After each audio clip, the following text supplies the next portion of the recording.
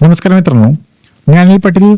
PM किसान सन्मान निधीच्या 19व्या हप्त्याचं वितरण केलं जात असतानाच शेतकऱ्यांसाठी एक महत्वाची अपडेट समोर आली. ती म्हणजे शेतकऱ्यांना आता पीएम किसान आणि नमो शेतकरी महासन्मान निधीच्या योजनेच्या माध्यमातून वार्षिक 15,000 रुपयाचं मानधन दिलं जाणार आहे.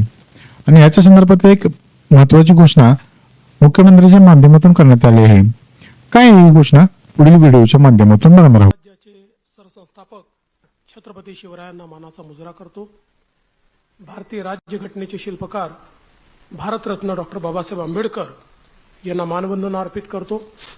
मंचावरील सर्व मान्यवर आणि उपस्थित सर्व भगिनी आणि बंधूंनो, आज अतिशय आनंदाची गोष्ट आहे की लवकरच देशाचे प्रधानमंत्री श्री नरेंद्र मोदीजी हे आपल्याला संबोधित करणार आहेत आणि किसान सन्मान योजनेचा 19वा हप्ता हा त्या ठिकाणी आपल्या खात्यामध्ये जमा करणार आहेत. मोदीजींनी ज्यावेळेस किसान सन्मान योजना सुरू केली त्यावेळी काही लोकांनी टीका केली, पण आज शेतकऱ्याच्या अडीअडचणीच्या काळामध्ये या योजनेच्या माध्यमातून शेतकऱ्याच्या आणि छोट्या शेतकऱ्याच्या खात्यामध्ये जाणारा पैसा हा अडीअडचणीला त्याला कामाला येतो.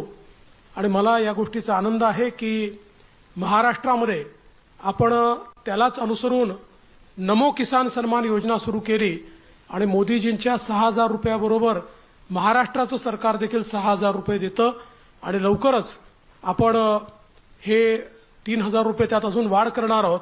म्हणजे वर्षाला 15,000 रुपये हे आमच्या शेतकऱ्यांच्या खात्यामध्ये या योजनेच्या माध्यमातून निश्चितपणे त्या ठिकाणी